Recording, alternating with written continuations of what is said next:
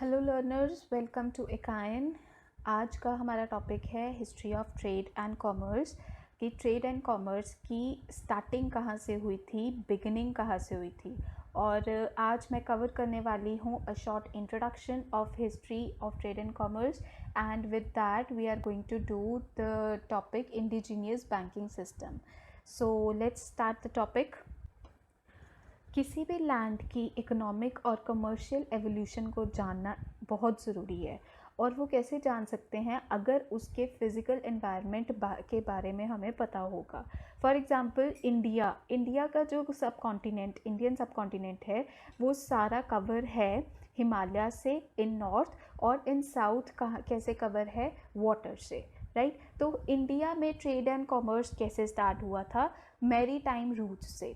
Mary time routes means the routes silk route and spice route. ये दोनों roots बहुत ही important हैं, because in दोनों रूट्स के थ्रू ही इंडिया में ट्रेड एंड कॉमर्स शुरू हुआ था।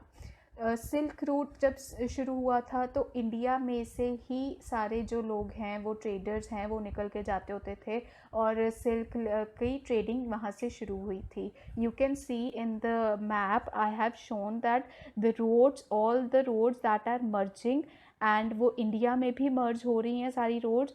तो ये सारा जो है वो सिल्क रूट है, जो कि आप इसमें मैप में देख सकते हो। तो ये सिल्क रूट ट्रेडिंग में हेल्पफुल था, यहाँ से ट्रेडिंग की शुरुआत हुई थी। और सेकंड रूट जो इम्पॉर्टेंट है वो है स्पाइस रूट। स्पाइस रूट कहाँ से कहाँ तक है आप देख सकते हो मैप में, रेड एरोज से शो हो रहा है हमारा स्पाइस रूट। सो स्पाइस रूट क्यों हेल्पफुल था? क्योंकि वो ईस्ट और वेस्ट को कनेक्ट करता था थ्रू सी।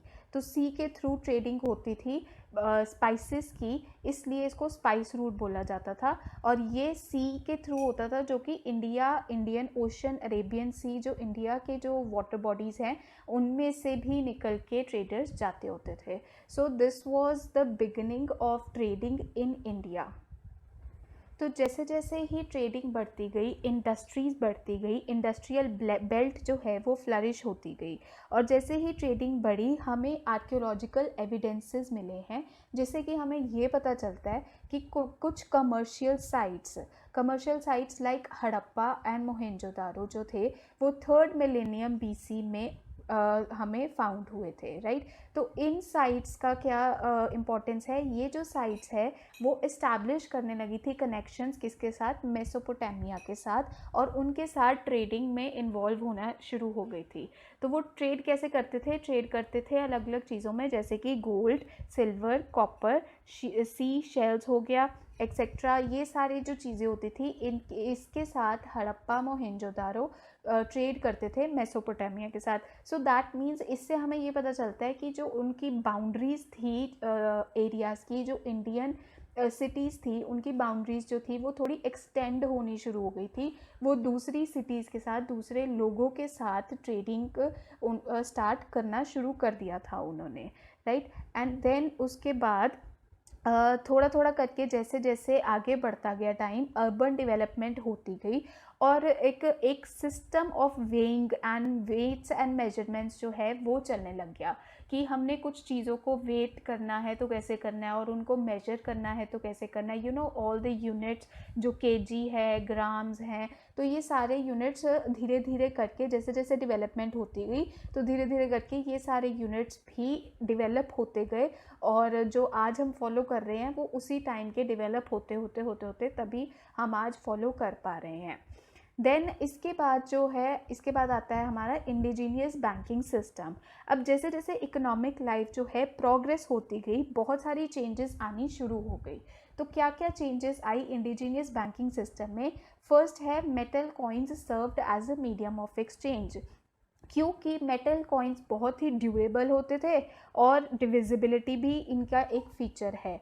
तो इसकी वजह से मेटल कॉइन्स को एज मनी यूज़ किया जाने लगा, as medium of exchange use किया जाने लगा, जिसके थ्रू ख़रीदा या बेचने का काम शुरू होता था। और इसको यूज़ करके बहुत सारी इकोनॉमिक एक्टिविटीज़ जो थी वो बहुत ज़्यादा पेस में आ गई थी। दैट मीन्स कि काम बहुत तेज़ी से होना शुरू हो गया था इकोनॉमिक एक्टिविटीज़ का, क्योंकि एक मीडियम ऑफ एक्सचेंज पता गया था, राइट। तो सेकेंड चेंज क्या आया उसके बाद? कि डॉक्यूमेंट्स सच एज हुंडी एंड चिट्टी were used for buying and selling on credit. और अगर आपको कुछ क्रेडिट में मतलब कि उधार की लेन देन करनी है, उधारी करनी है, तो फिर आप इन इंस्ट्रूमेंट्स को यूज़ कर पाते थे, हुंडी एंड चिट्टी, राइट। तो ये इंस्ट्रूमेंट एक्चुअल में है क्या? Let's see what is a हुंडी। A hundi is an unconditional promise that warrant the payment of money। एक unconditional promise है, that means कि उस पर कोई कंडीशन नहीं लगी हुई है, लेकिन एक प्रॉमिस है कि हमने एक बंदे से कुछ पैसे उधार लिए हैं और उसको हम प्रॉमिस करते हैं इन रिटर्न कि हम आपको ये पैसे इस तारीख तक वापस कर देंगे। तो वो एक सर्टिफिकेट बनाया जाता है। सेकेंड फीचर हुंडी का है capable of being transferred through negotiations, through valid negotiations। so the hundi can be transferred to another person। आप कर सकते हो उसको ट्रांसफ़र अगर वो अगर अदर पर्सन और आपके बीच के जो कंडीशंस हैं वो मैच हो जाती है, आप दोनों नेगोशिएट कर सकते हो और वो कंडीशंस मैच हो जाती है और वो भी रेडी हो जाता है आपकी हुंडी को एक्सेप्ट करने के लिए, तो आप उसको ट्रांसफ़र कर सकते हो, right. And third point is कि हुंडी डिफरेंट टाइप की होती है रिलेटेड टू अलग अलग कमोडिटीज़ और अलग अलग इंडस्ट्रीज़ के हिसाब से डिफरेंट टाइप्स होती है, जैसे कि धनी जोग है, सहजोग है एंड जोखमी है। तो ये सारे टाइप्स जो हैं वो एज इन टेबल आपकी बुक में गिवन है पहले से ही, तो आप वहाँ से देख सकते हो कि इनके अलग अलग टाइप्स के अलग अलग फंक्शंस होते हैं। एक एग्जाम्पल मैंने यहाँ पे दिया हुआ है हुंडी का। For example mister A signs a hundi to पे बी से ₹10,000 आफ्टर 90 डेज। तो फिर बी क्या करेगा? B will get the money only after 90 days from A on showing him the note he signed. तो एक प्रॉमिस हो गया कि 90 डेज के बाद ए ने 10,000 रुपये बी को पे करने हैं, तो बी 90 डेज के बाद ही उसको मांग सकता है जाके, और उससे पहले ए अपने आप दे देगा तो अच्छी बात है, राइट। सो दिस इज़ हुंडी वेयर क्रेडिट का लेन देन आप इसके थ्रू कर सकते हो। और जैसे आपने आजकल देखा है कि क्रेडिट का लेन देन हम कैसे कर सकते हैं थ्रू क्रेडिट कार्ड्स हो गया, लोन्स वगैरह हो गया। So same is the case with हुंडी ऑल्सो। ये एक क्रेडिट आइटम है जो क्रेडिट का लेन देन में हेल्प करती है, right. Coming back to the changes with indigenous banking system, the third change was with the development of banking, people began to deposit precious metals with bankers or seth, which became an instrument for supplying money for producing more goods। तो जो भी people जो हैं वो जो भी अपना कमाते थे उसमें से कुछ प्रेशियस मेटल्स वगैरह जो हैं वो बैंकर्स या सेट्स के पास डिपॉजिट कर देते थे, ताकि वो जो आगे अपना मनी को सप्लाई करके गुड्स प्रोड्यूस कर सकें, ठीक है। तो वो आगे गुड्स प्रोड्यूस करेंगे तो हमें भी फ़ायदा होगा, तो दैट मीन्स तो वो आगे डिपॉजिट करके गुड्स प्रोड्यूस करवा लेते थे उनसे। Fourth change was agricultural and domestication of animals also help to generate surplus and saving for investment।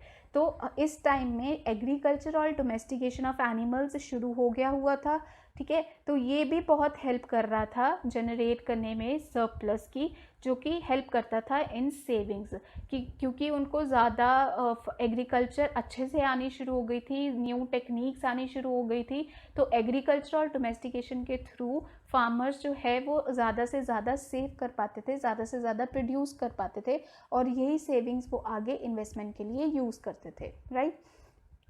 Next point we have is workshops, जो कि हम लोग एक आम लैंग्वेज में कारखाना बोलते हैं। वर्कशॉप्स जो है वो डेवलप हो गई थी, जहाँ पे स्किल्ड आर्टिजन्स जो हैं वो काम करते थे और रॉ मटेरियल्स को फिनिश्ड गुड्स में कन्वर्ट होने का काम होता था, जैसे कि आजकल फैक्ट्रीज वगैरह होती हैं। तो same is the case with that, तब उन टाइम में वर्कशॉप्स जो है वो आनी शुरू हो गई थी, तो लोगों ने पीपल को हायर भी करना शुरू कर दिया जो स्किल्ड आर्टिजन्स थे और जो काम कर सकते थे, कन्वर्ट कर सकते थे रॉ मटेरियल्स को फिनिश्ड गुड्स में। तो इससे क्या होता था, एक तो उनकी इकोनॉमी भी चलती रहती थी, इकोनॉमिक बेनिफिट्स भी मिलते थे, साथ में एम्प्लॉयमेंट अपॉर्चुनिटीज़ भी काफ़ी बढ़ गई थी लोगों के पास। So that these were some benefits of this. Next we have is family based apprenticeship systems.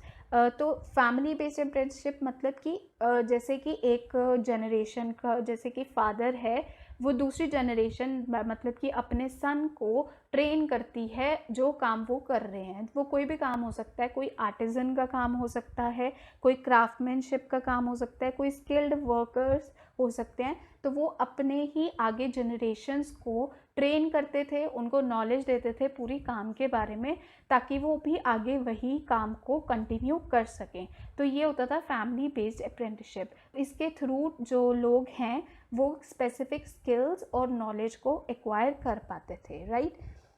So this was all about today. और ये सारी चेंजेस थी इंडिजीनियस बैंकिंग सिस्टम की। So in next video we will talk about the rise of intermediaries. कौन कौन से इंटरमीडिएरीज थे जो इस टाइम में आने लग गए थे, ठीक है। तो thanks for watching, and you will find the notes for this part in the description box, and please do like, share and subscribe to my channel, and do comment in the comment box regarding your experience of this. Till then, bye bye.